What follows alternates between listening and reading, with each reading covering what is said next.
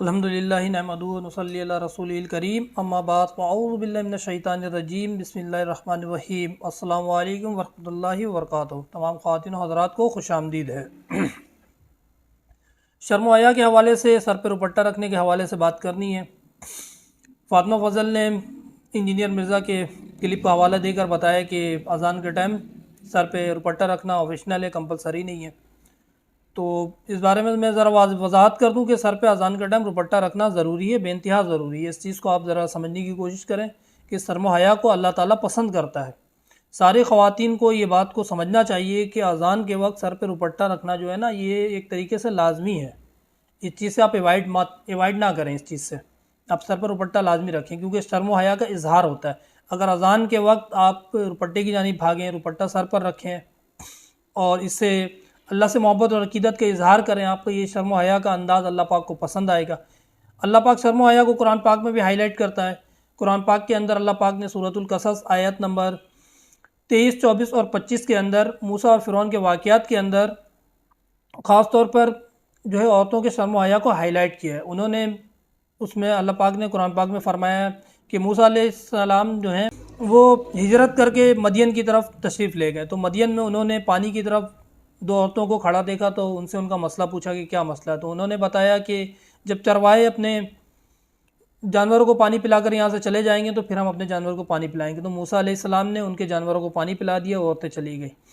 تھوڑی دیر کے بعد ان دو عورتوں میں سے ایک عورت موسیٰ علیہ السلام کے پاس شرم و حیا کے ساتھ چلتی ہوئی، تو اللہ پاک نے شرم و حیا کو ہائی لائٹ کیا۔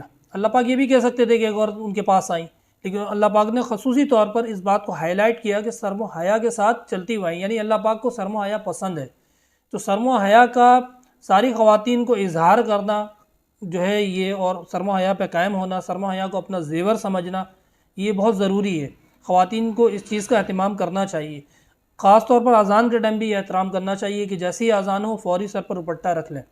اس بحث میں نہ پڑھیں کہ یہ کمپلسری یا آپشنل ہے، اس بیچ میں بحث میں تو پڑھنا ہی نہیں چاہیے، اور جو ہے اس کو اللہ تعالیٰ کے محبت کے اظہار کے طور پر رکھ لینا چاہیے۔ اللہ تعالیٰ سے عقیدت اور محبت کا اظہار کرنا چاہیے۔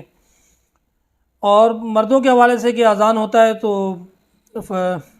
فاطمہ فضل کا کہنا ہے کہ مردوں کو بھی چاہیے کہ بھاگ کر جائیں، سر پر ٹوپی رکھ لیں۔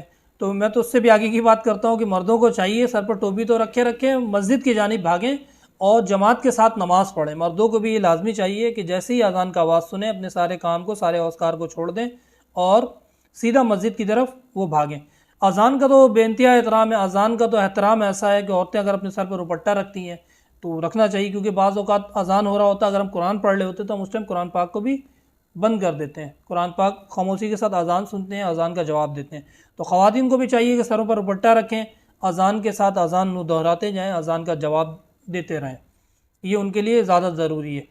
ان کو کسی انجینئر، پروفیسر یا ڈاکٹر کی باتوں میں آنے سے بہتر ہے کہ وہ مفتیان کرام کو فالو کریں۔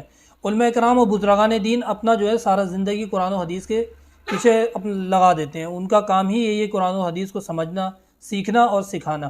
اللہ پاک نے بھی قرآن پاک کو سیکھنے اور سکھانے کے عمل کو بے انتہا پسند کیا۔ نبی صلی اللہ علیہ وسلم کی حدیث بھی ہے کہ وہ سب سے بہترین ہے جو قرآن سیکھے اور سکھائے۔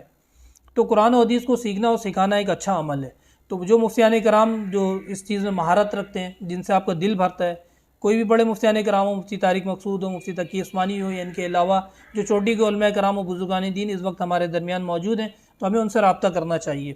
کوئی بھی مسئلہ جو ہے اگر ہمارے سمجھ میں نہیں آ رہا ہے تو ہمیں مفتیان کرام سے رابطہ کرنا چاہیے، کیونکہ مفتیان کرام آج اس جگہ پہ بیٹھے ہوئے جو ایک سلسلہ ہے، ہر چیز کا ایک سلسلہ ہوتا ہے۔ قرآن سے رشتہ جوڑنے کا مطلب، حدیث سے رشتہ جوڑنے کا مطلب ہمیں مفتیان کرام سے بھی رشتہ جوڑنا ہے، کیونکہ نبی صلی اللہ علیہ وسلم کے بعد صحابہ، اور صحابہ کے بعد تابعین، تابعین کے بعد تبع تابعین، اور یہ سلسلہ چلتا ہوا آج مفتیان کرام تک پہنچا ہوا ہے، اور مفتیان کرام اس چیز پہ مہارت حاصل رکھتے ہیں اور وہ اپنا سلسلہ اس سلسلے سے جوڑے رکھتے ہیں۔ تو ہمیں بھی ان کے سلسلے سے جڑنا چاہیے، ہمیں مفتیان کرام کو ایوائڈ نہیں کرنا چاہیے۔ خود ڈائریکٹ قرآن و حدیث کو سمجھنے کی جو ہے کوشش کرنی چاہیے کہ سمجھیں، لیکن جو بات نہ سمجھ میں آئے تو اس کے بارے میں مفتیان کرام سے رابطہ کرنا چاہیے۔ السلام علیکم۔